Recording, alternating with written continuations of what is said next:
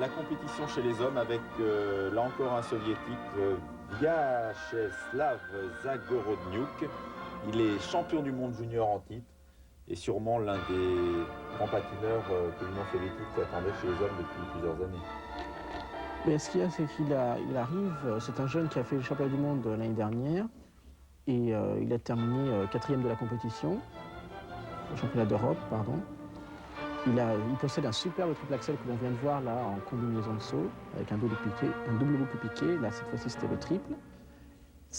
Oui, c'est vrai, c'est un jeune, mais bon, il y en a plusieurs comme ça en URSS aussi. Les soviétiques qui attendent depuis plusieurs années, même s'ils dominent les couples ou la danse, chez les hommes ou les femmes. Surtout chez les femmes. Chez les hommes, ils ont eu Fadeyev, qui était champion olympique en 80, qui était vice-champion olympique en 84, et qui depuis a été champion du monde. L'année dernière, il n'a pas réussi la compétition des Jeux olympiques et celle des championnats du monde. Mais en Russie, on a l'habitude quand même de voir des bons patineurs en solo. Donc ils arrivent sur un titre de champion d'Europe ou un podium mondial. C'est surtout chez les filles qu'ils ont du retard, qu'ils n'arrivent pas à sortir de bonnes patineuses. Là, on voit un triple loops.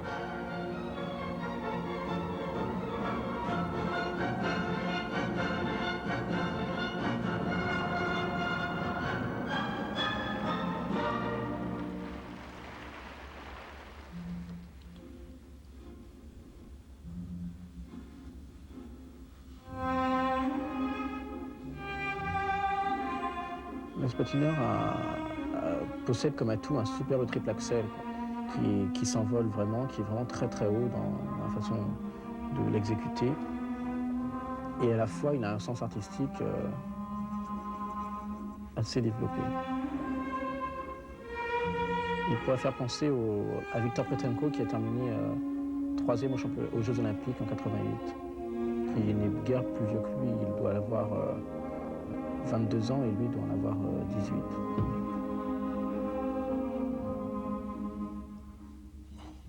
Voici le triple axel, c'est le deuxième du programme.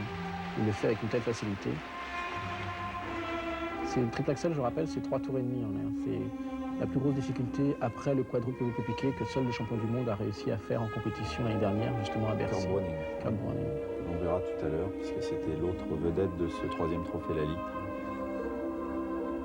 qui nous expliquait tout à l'heure dans son interview que c'était le triple physique était l'un de ses points forts, mais qu'il ne pensait pas réussir encore tout de suite le quintuple loop. Mais ils y sont encore. Et c'est qu'une fois qu'on est lancé dans la compétition des tours et qu'on y réussit, je veux dire, c'est dur de s'arrêter. On se demande qu'est-ce qui vous fera nous arrêter.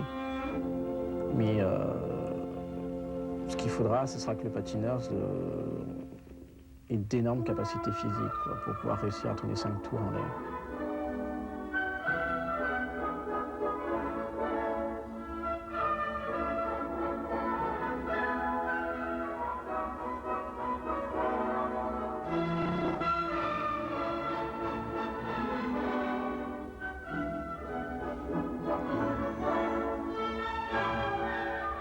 Bonne alternance de technique et d'artistique. Oui, c'est ce qui fait la différence maintenant entre les patineurs. Ce sont les sauts techniques qui viennent dans la chorégraphie, non pas des sauts qu'on attend pendant une heure. Je veux dire on sent le patineur se préparer avant de sauter. Maintenant, c'est justement le côté spontané de la chose. Mélanger dans les petits pas un saut triple ou un double comme là, et repartir avec des petits pas.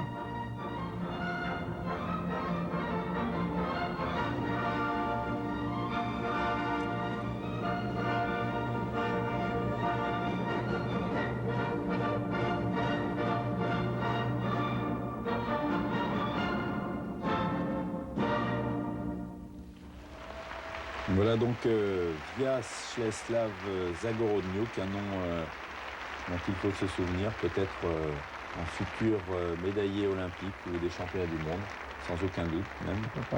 Il est jeune, il est vrai. On revoit le triple axel en combinaison avec un double piqué. Super, parfait.